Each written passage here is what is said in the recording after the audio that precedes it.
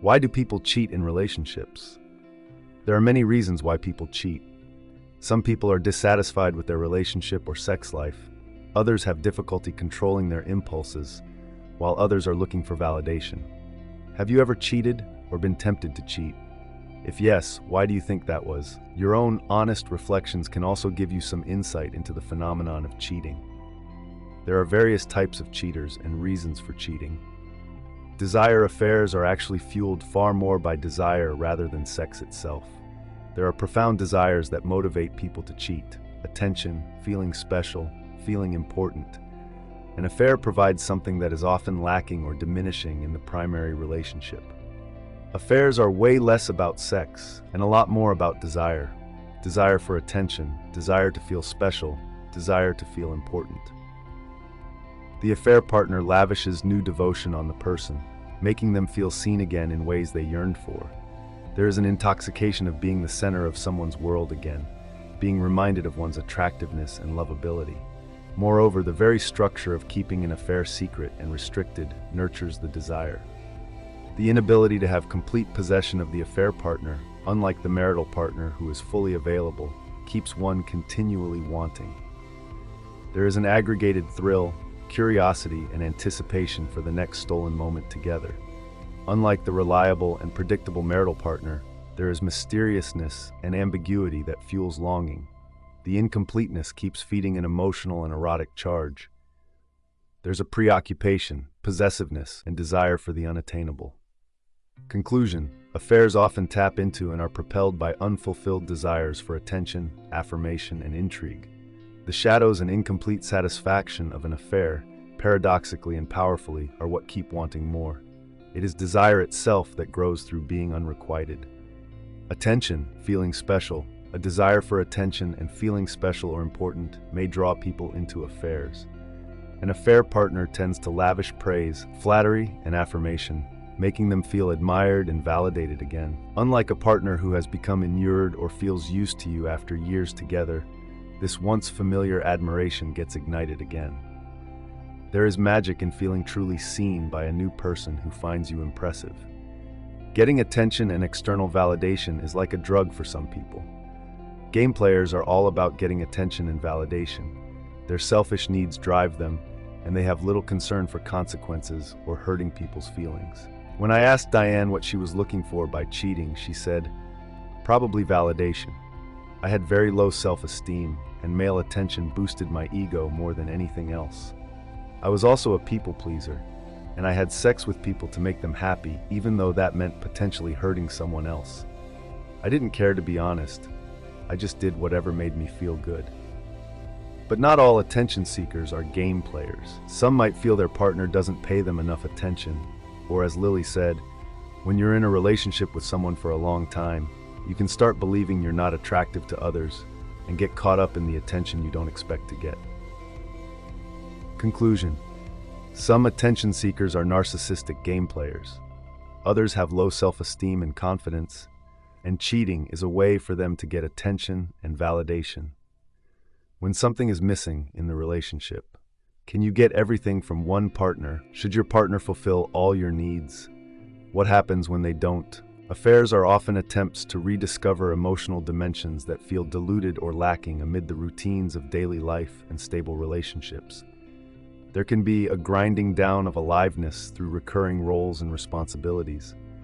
In Emma's case, she emotionally cheated because I couldn't connect with my partner on an intellectual level, but our relationship was great otherwise. So the other validated me in that specific way. Intellect is very attractive to me, and I feel sexy when I can connect with someone on that level. They were giving me something my partner didn't, which I used to rationalize my behavior. In Audria's experience, I felt so lonely in my relationship because my partner was always away working or traveling. It felt like I was single. I started seeing this other guy regularly, and seeing as my partner was always away, he didn't even realize. We broke up in the end, and I'm still with the other guy. In some cases, relationships fizzle out, but neither partner is willing to face the truth.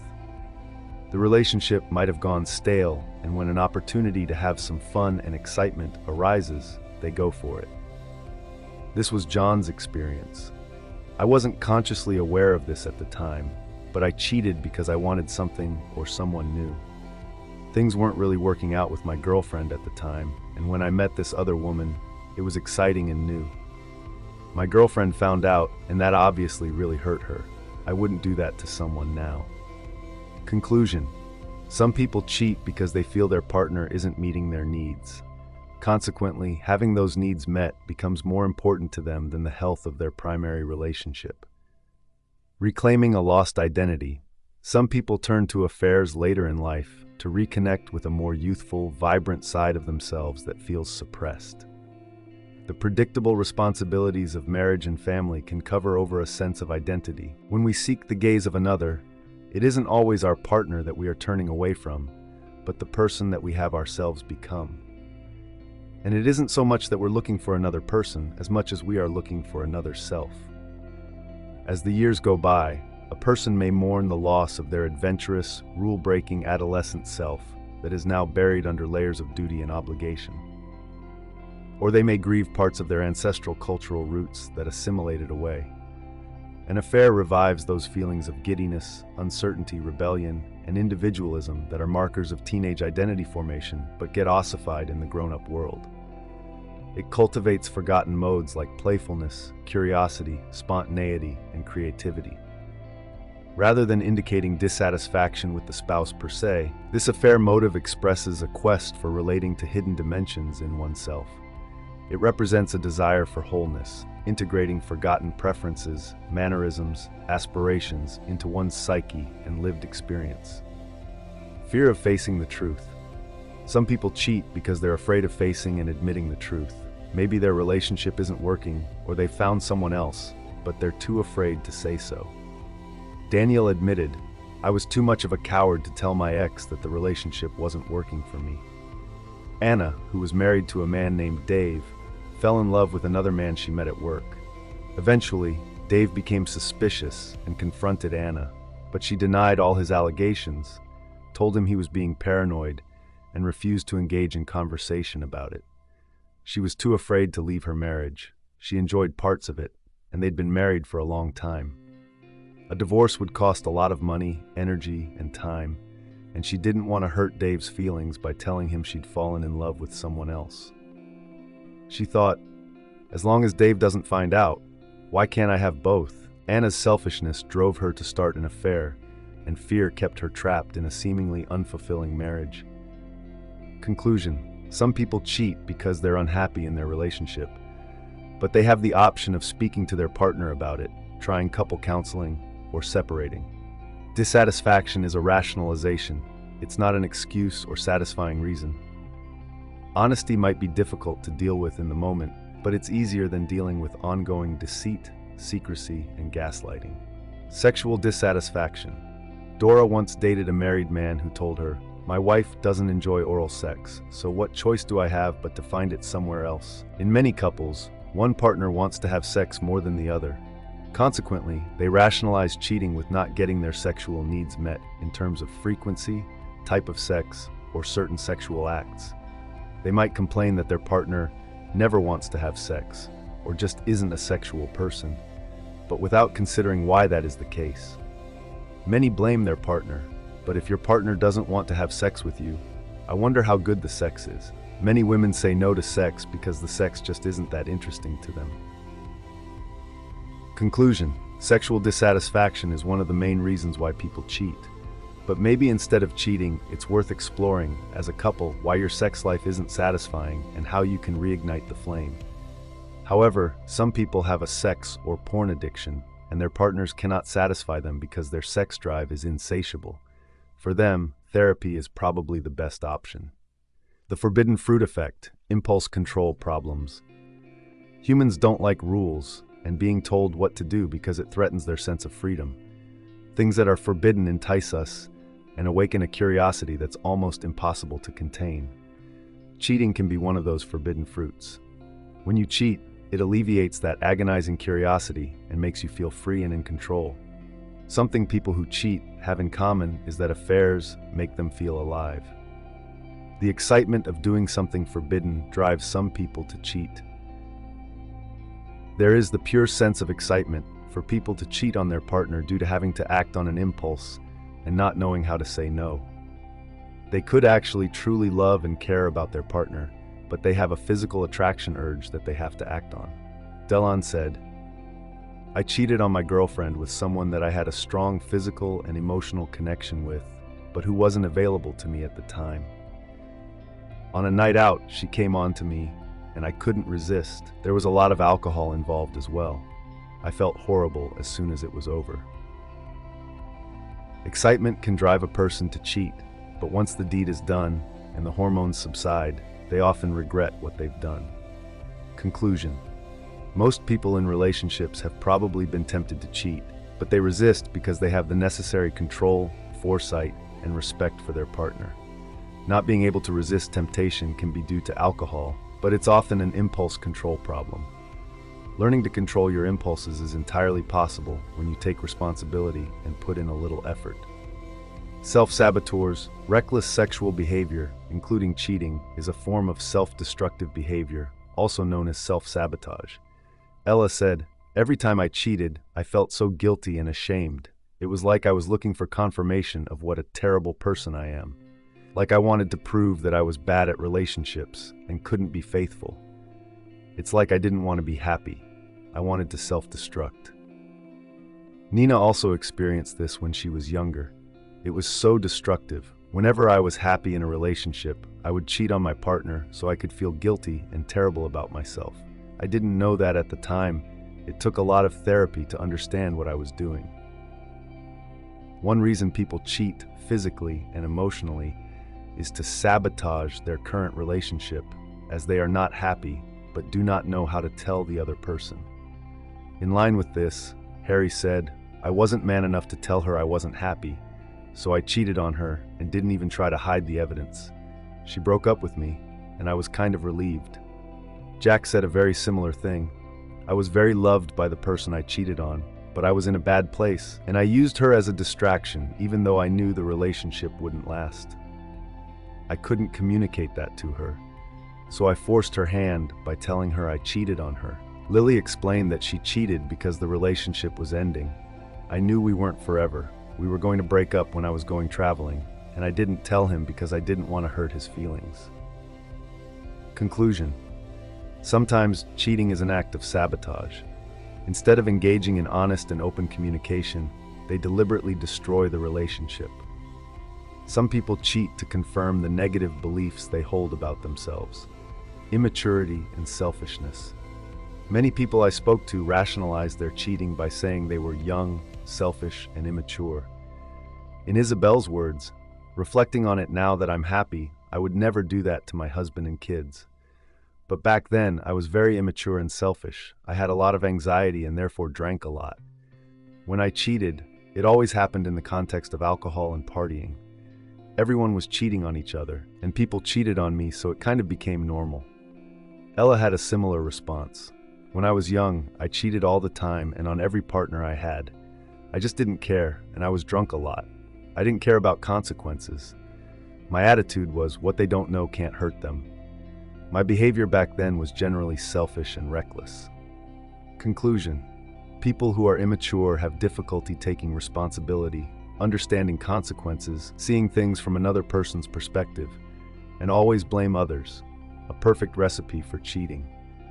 But it's not necessarily about age. Many people never grow out of their immaturity and selfishness and continue pursuing their self-serving goals without any concern for the feelings of others.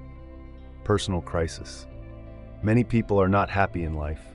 They aren't true to themselves and are dissatisfied with what their life has become. They attribute their unhappiness and boredom to their partner and use that as a rationalization to have an affair. But the affair merely serves as a band-aid for something deeper that's missing from their lives. Along these lines, some people have affairs that have nothing to do with their relationship. Affairs happen even in happy couples. They don't want to leave the person. They want to leave the person they have become. They don't want to meet another person. They want to meet another version of themselves or parts of themselves that have disappeared. Facing mortality and loss. Death and mortality often live in the shadow of an affair. When people lose a loved one unexpectedly, receive a serious medical diagnosis, or otherwise are abruptly reminded of the fragility of life, it can trigger an existential crisis. Thoughts like, life is short, or I could die tomorrow, start to permeate. This can cause people to question whether they are truly living authentically and seizing the day in the way they truly want. When settled into mundane routines or feeling trapped in the responsibilities of their relationship, this questioning can drive them to make impulsive decisions to seek experiences that make them feel alive, free, and young again, like they used to feel before mortality was staring them in the face. An affair, fling, act of sexual experimentation. These types of out-of-bounds behaviors can seem more enticing, comforting, or egocentric in the midst of grief-mortality crisis. Crossing lines provide a salve for existential anxiety and longing to feel vitality again. It's an attempt to cancel out the feelings of time running out.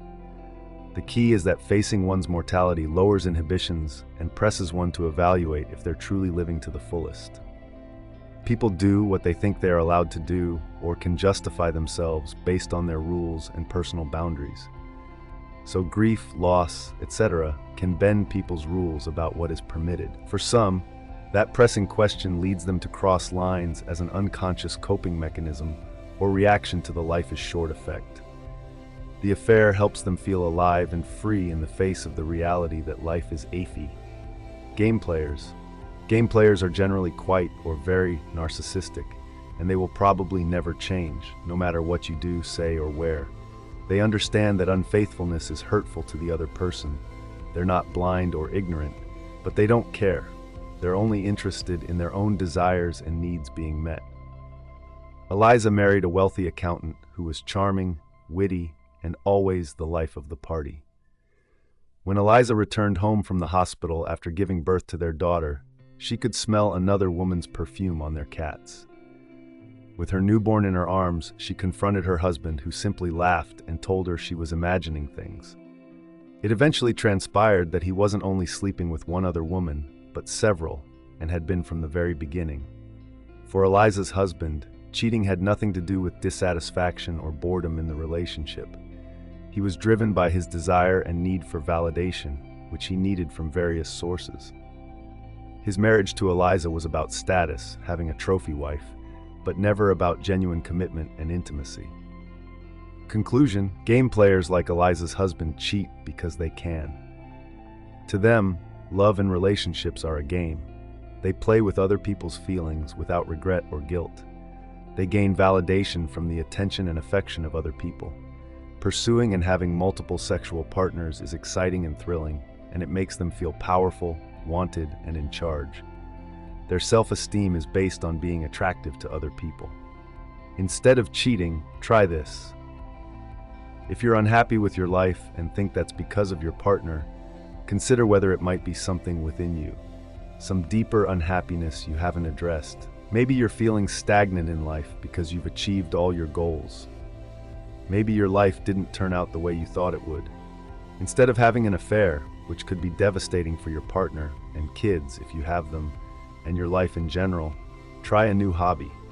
Go on that trip you've always dreamed of. Do an 8-week mindfulness course, or start a cooking blog, whatever you want. Find out what's driving you. What is that dissatisfaction really about? Why do you feel empty or bored? What could satisfy your need for thrill and excitement other than cheating? If you find that your relationship is making you unhappy, speak to your partner about it or separate or divorce them. Speak to them about it. Although it's awkward and devastating in the short term, you and your partner will benefit from honesty and clarity in the long term. Once a cheat, always a cheat. Some people cheat once and regret it so deeply that they never do it again. For others, sleeping around is a lifestyle they don't want to give up. If your partner has cheated on you, tells you about it willingly, expresses sincere regret, and promises never to do it again, they might be telling the truth. Whether you want to give them another chance is your call. If your partner has cheated on you more than once and hides it from you, chances are they'll do it again. Something is missing that you cannot satisfy, and that's not your fault. If you want and respect monogamy, but they don't, they're not the right person for you. and you're better off finding someone who shares your values. Is cheating a learned behavior? Several people I spoke to who had cheated on their partners told me their father had cheated on their mother. Does that normalize the behavior? Do people imitate their cheating parents? Is it in the genes? In Isabel's opinion, I saw myself as a victim because my parents' relationship was falling apart and there was a lot of other stuff going on. I became a perpetrator myself, but felt entitled to act in any way I wanted. I think I wanted to live out what was going on at home. I didn't want to be a victim like my mom. I wanted to take back control, and I thought that if I cheat, if I do the worst thing to someone else, they can't hurt me. Jack said, "My dad cheated on my mom, but never took any responsibility for it. He just kept making excuses. Maybe I believed those excuses and took on some of his reasoning, and it somehow made it okay or normal to cheat." Final thoughts. Based on what the experts and people who have cheated told me, here are some conclusions. Cheating is not about the person being cheated on, it's about the cheater. People may give reasons such as, "My wife doesn't satisfy me anymore," or "He never pays me any attention," but there are many things they could do to resolve that other than cheating. Life and relationships are complicated, and every dynamic is unique, but cheating signals a breakdown of communication and respect. People rationalize and excuse their cheating by giving reasons that make them feel less guilty and enable them to reconcile their behavior internally. Cheating is an active choice people make when they feel something is missing in their lives or within them. Cheating, in its many forms, is always ego-driven, i.e., people cheat for selfish reasons, not because of their partner. It's often a combination of factors like low self-esteem, dissatisfaction, and opportunity. If someone cheats on you, it's not your fault. It was their choice. If you cheat and lie to your partner, it's your responsibility and choice, and something within you and how you feel in your relationship needs to be addressed. Subscribe to our channel for more exciting updates, and thank you for watching.